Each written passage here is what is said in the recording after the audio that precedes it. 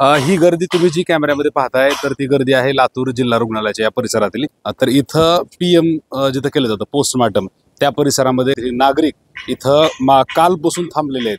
एका महिलेचा खून झालाय का अपघाती मृत्यू झाला हे आणखी कन्फर्मेशन झाले नाही, परंतु जे सदर पीडित महिला आहे त्यांचे नातेवाईक असा आरोप करत आहेत की त्या महिलेचा इथं खून करण्यात आलेला आहे आणि एक अपघात असं दाखवण्यात आलेलं आहे। परंतु या सगळ्यामध्ये नेमकी घटना काय आहे, नातेवाईकांचं म्हणणं काय, आणि तुम्ही माझ्या मागे पाहताय पोलिसांच्या गाड्या इथं भरपूर थांबलेल्या आहेत। DYSP साहेब इथे येऊन भेटून गेलेत आणि त्याचनंतर गातेगाव पोलीस स्टेशनच्या अंडर आहे तर ती सगळी टीम इथं आहे।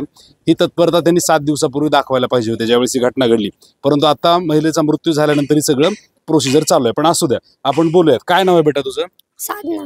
बरं, तू मुलगी आहे जे आता मृत पावल्यात महिला, त्यांचं काय नाव होतं? मीरा। मीरा, पूर्ण नाव काय होतं सांग मला? मीरा महादेव काळुंके। बरं, काय घटना घडली होती मला थोडक्यात सांगायचं? ती मला सोडायला आलती इकडं लातूरला? हा लातूरला। मग तिनं मला सोडलं इथं दयानंद गेटवर। ती मला मग मी म्हणलं जा, मग ती म्हणली मला जा म्हणली तू, मी जाते घरी। मग मी म्हणलं हा जा। मग त्या सचिन सूर्यवंशीचा फोन आला मला, म्हणले तुझ्या मम्मीला तिथं 5 नंबरला धाड म्हणले, तिथून मी पुढे घेऊन जातो तिला। मग मी म्हणलं हा। मग तिथून पुढे ती माझी मम्मी गेली तिथं, त्यांचा अर्धा 1 तासाने मला फोन आला की तुझ्या मम्मीला मी घेतले। बरं, ती दोघं मला बोलले, मला म्हणले गेली का घरी? मी म्हणलं हा गेले म्हणलं आता। मग तिथून म्हणजे 1, 2, 3 तासानं फोन आला मला, अर्धा 1 तासानं, की तुझ्या मम्मीचं असं झालं। काय झालंय नेमकं? तुझ्या मम्मीला गाडीने धडकले असं म्हणते। मग मी म्हणलं ती तुमच्या सोबतच होती ना? तर ती मला म्हणले नाहीये, म्हणले मी तिला काळी पिवळीमध्ये बसवून दिलं। मग मी म्हणलं काळी पिवळीमध्ये बसवून दिले, म्हणलं दुसऱ्या माणसाला पण लागलं असेल ना? तर ती मला म्हणले नाहीये म्हणले। मग मी म्हणलं कुठं पडली? तर ती म्हणले शाळेपाशी पडली। हा वसंतराव शाळेपाशी पडली। बरं म्हणलं, मग त्यांना फोन ठेवला।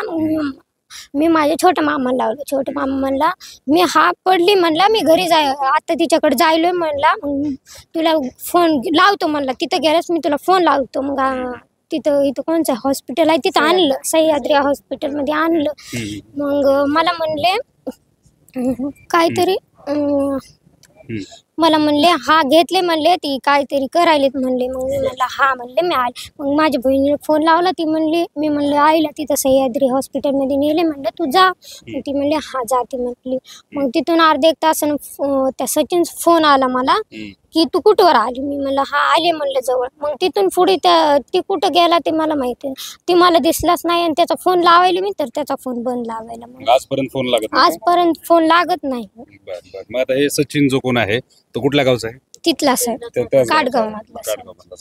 बरं ठीक आहे। मग आता त्याच्यानंतर तुम्ही पोलिसांकडे वगैरे गेले का? सगळं गेलतो आम्ही पोलिसावर, आम्ही कंप्लेंट केली पोलिसांना, पण ती पोलिस म्हणले आम्ही करतात म्हणले कारवाई। आज 7 दिवस झाले त्यांना काहीच कारवाई केली नाहीये। काय कुठं ही पाठवलं नाही, त्या आरोपीला पण अटक केलं नाही, काय केलं नाही। का आईचा तुझा मृत्यू कधी झाला? मग आईचा मृत्यू काल झाला, मी नव्हते हॉस्पिटलमध्ये, मला माहिती नाही। काल झाला, ठीक आहे। तर त्यांच्यासोबत त्यांचे भाऊ, तुम्ही भाऊ आहेत का त्या महिलेचे? हा ठीक आहे, भाऊ आहेत आपल्यासोबत। तर तुम्ही पोलिसांकडे गेल्यावर पोलिसांचा रिस्पॉन्स कसा होता? पोलिसांची जी कामी जबाब दिलता, त्यांनी काय म्हणले माहिती आहे का? म्हणले जेव्हा ज्या टायमाला ती जर बोलली तर त्याचा जबाब घेऊ म्हणले, नाही तर ज्या टायमाला मूर्ती होईल तेव्हा जबाब आम्ही देतो म्हणले। अच्छा, त्याच्यावर पोलिसांनी काही सध्या दखल केलेली नाही, काही नाही। आज इथं तुम्ही सगळेजण थांबलो होतो, काय मागणी घेऊन थांबलो होतो? आम्ही मागणी त्या आरोपीला अटक करायचं, तेव्हा पोस्टमार्टम इथं करायचं। पोस्टमार्टम आणखी थांबलेलं आहे? हा, थांबलेलं आहे। बरं ठीक आहे। सोबत तुम्ही आता मगाशी चर्चा केली, DYSP सर इथं आले होते, काय बोलले तुमच्यासोबत? आमच्यासोबत मी जेवढं बोललो त्यांनी लिहून घेतलेलं आहे माझ्याकडून। घेतले। त्याच्याबद्दल तुम्हाला सांगितलं का काही नाही सांगाय? त्यांनी गाडी पाठवली म्हणले, आमच्या मार्गाला आम्ही लागलो म्हणले। ठीक आहे। तर या ठिकाणी त्यांचं म्हणणं आहे की पोलिसांसोबत चर्चा झाली आणि आरोपीला पकडण्यासाठी गाडी पाठवली। आपल्यासोबत काटगावचे नागरिक आहेत, काही नागरिक आपल्यासोबत आहेत। काय नाव आहे सर आपलं? दसरा सरवदे। बरं, काय सांगाल एकंदरीत घटनेबद्दल? गावकरी म्हणून मला काय वाटतं? गावकरी म्हणून अत्यंत निर्दयी घटना घडलेली आहे। त्या नराधमानं निर्दयी म्हणजे मारहाण केली, तिला मारहाण करूनच तिचा मृत्यू झालाय। आणि त्या नराधमाला कोणत्याही परिस्थितीमध्ये 24 तासाच्या आत जर अटक केलं तरच आम्ही बॉडी उचलणार आहेत, नाहीतर उचलणार नाहीत। बरं ठीक आहे. आणखी एक प्रश्न माझा आहे की ज्यावेळेस त्या आरोपीनं असं सांगितलं की ऍक्सिडेंट झालाय, ऍक्सिडेंट झालेली गाडी वगैरे तुम्ही काय काहीच पाहिली? काहीच नाही, कुणाच गाडी पाहिली नाही, कुणा गाडी पाहिली नाही ना, कुठली गाडी पाहिली नाही ना, काही नाही, बरं, आता त्याचा काय संपर्क वगैरे? संपर्कच काहीच नाही. ठीक आहे. तर या ठिकाणी आपण गावकऱ्यांसोबत आणि नातेवाईकांसोबत चर्चा केलेली आहे. सगळ्यात मेन सस्पेक्ट किंवा एक संशयित गोष्ट याच्यामध्ये ही आहे की ज्या पद्धतीनं आरोपीनं सांगितले की गाडीचा ऍक्सिडेंट झाला आणि त्या महिलेला लागलं, तर त्या पद्धतीचा कुठल्याही प्रकारचा पुरावा इथं गावकऱ्यांच्या समोर आणखी तर आलेला नाही. म्हणजे कुठलीही गाडी ऍक्सिडेंट झालेली नाही किंवा त्या गाडीमध्ये दुसरं कोणीही जखमी झाल्याचं आपल्याला दिसून येत नाही. दुसरी महत्त्वाची गोष्ट, या घटनेला आज 7 दिवस झालेत. 5-6 दिवसानंतर त्या महिलेचा मृत्यू झाला. तोपर्यंत पोलिसांनी कसलाही या प्रकरणामध्ये दखल घेतली नाही किंवा कोणत्याही पद्धतीची ऍक्शन घेतलेली नव्हती. साधी एनसी सुद्धा दाखल करून गातेगाव पोलिसांनी घेतलेली नाही.